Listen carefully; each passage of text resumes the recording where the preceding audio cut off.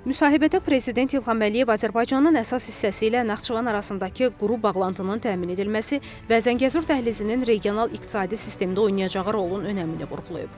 Prezident bildirib ki, bu layihə təkcə nəqliyyat xətti deyil, həm də iqtisadi və siyasi inteqrasiyanın həlledici elementidir. Məndə sözün düzü şübhə yox idi ki, bu yol açılacaq. Əgər şübhə olsaydı, yəqin ki, biz bu qədər vəsait qoymazdıq. Hətta müsahibələrin birində də demişdim ki, istənilən yolla açılacaq və bəzən belə ritorikaya da ehtiyac var. Çünki bu qarşı tərəfi, necə deyərlər, həvəsləndirir. Zəngəzur dəhlizi açıldıqdan sonra Azərbaycanın qərbə çıxan dəmir yolu marşrutlarının sayı 2 olacaqdır. Şərq-qərb, şərq-cənub axınları eyni məkanda kəsişəcəkdir. Azərbaycan regional logistika mərkəzinə çevriləcəkdir. Bu bizdə yalnız tranzit haqqı deyil, eyni zamanda əlavə xidmətlər, logistika mərkəzləri, anbarlama, sığorta, emal və yenidən ixrac deməkdir. Yəni, tranzit iqtisadiyyatı formalaşır. Layihə çərçivəsində yük axınları şərqdən qərbə, şimaldan cənuba və Türkiyə yaxın şərq istiqamətində yönələcək. Azərbaycan Respublikasının Prezidenti İlham Əliyevin də dediyi kimi, açıq dənizə çıxışı olmayan ölkələr üçün nəqliyyat marşrutlarının sayı strateji üstünlükdür. Bir marşrut asıllıq yaradır, 2 marşrut isə rəqabət. Tariflərin azalması, risklərin bölüşdürülməsi deməkdir.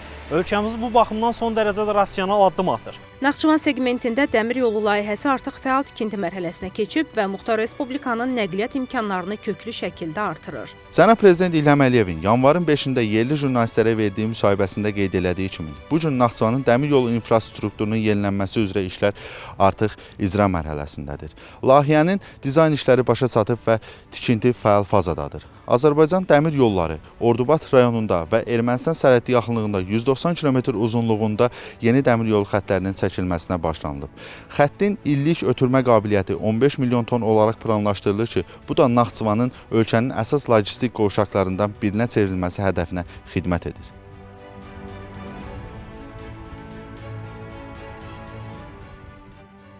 Azərbaycan Dəmir Yolları Qapalı Səhmdar Cəmiyyəti tərəfindən 2025-ci ildə Naxçıvan Muxtar Respublikasında dəmir yol xəttinin inşasına başlanılıb.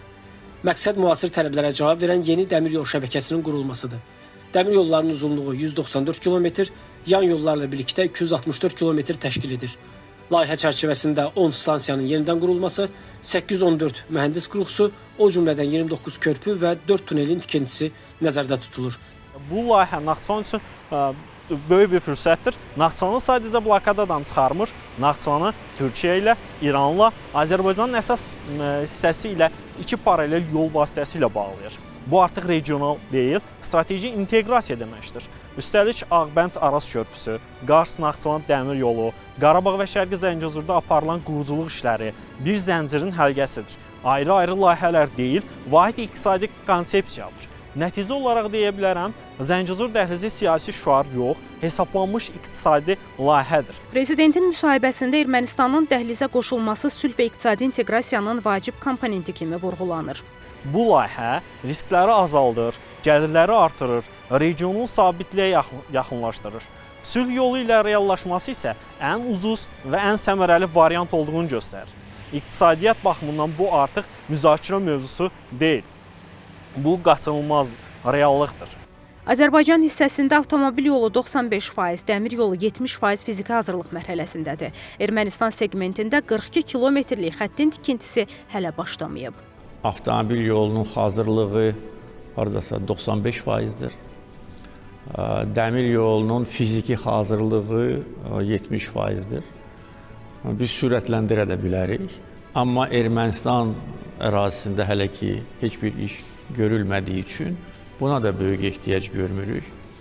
Çünki Ermənistan ərazisində o 42 kilometr yol inşa edilməlidir.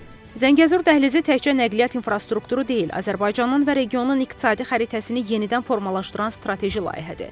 Layihənin sülh yolu ilə icrası onun həm rasional, həm də iqtisadi baxımdan ən səmərəli variant olduğunu göstərir. Samiq Nuriyev, xanım Rüstəmzadə, Rahib Babayev, NTV Xəbər.